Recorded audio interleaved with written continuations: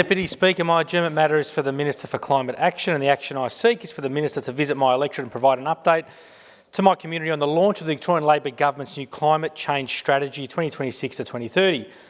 Deputy Speaker, of course, the environment is fundamental to all life on Earth, and as we also know that it's fossil fuels and coal-fired energy generators that have continued to remain the leading cause of carbon emissions, fuelling the effects of climate change. 65.3%, in fact, of Victoria's emissions have continued to come from coal-fired power stations and the burning of coal and gas. And that's why we've continued to take that real action to combat and mitigate against the impacts of climate change and to help build a more sustainable and resilient, renewable energy network to drive down emissions via bringing back the State Electricity Commission, the SEC, via an initial $1 billion investment in renewable energy projects.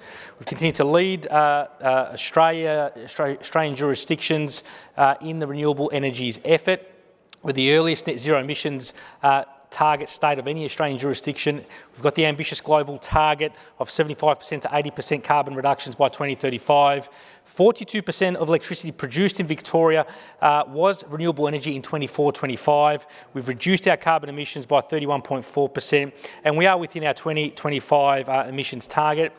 30% of Victorian homes have now installed solar thanks to our solar homes program. 100% of electricity is now supplied by the State Electricity Commission for Victoria's hospitals, schools, trains and other government operations. 8 times more zero-emission vehicles have been sold in Victoria compared to 2021, and 1.8 million hectares of state forest, of course, is now protected by the ending of native timber harvesting 6 years earlier, thanks to the Victorian Labor Government. And as our emissions have been driven down, our economy has, of course, continued to grow. For every $1 invested to improve climate resilience, the strategy has shown that it's envisaged to deliver a $9.60 return on investment over coming years.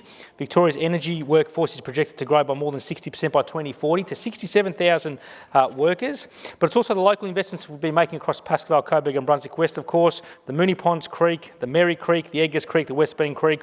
It's the work we're doing through the recycling and circular economy through the container deposit scheme, of course, where people are able to recycle their bottles, cans and containers to get that 10-cent refund.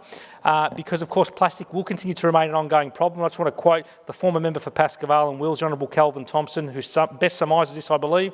When I was young, there was hardly any plastic around at all, but now, on average, every Australian produces 100 kilos of plastic waste every year. That is more than their own body weight. Unfortunately, plastic waste tends to end up in our waterways and oceans.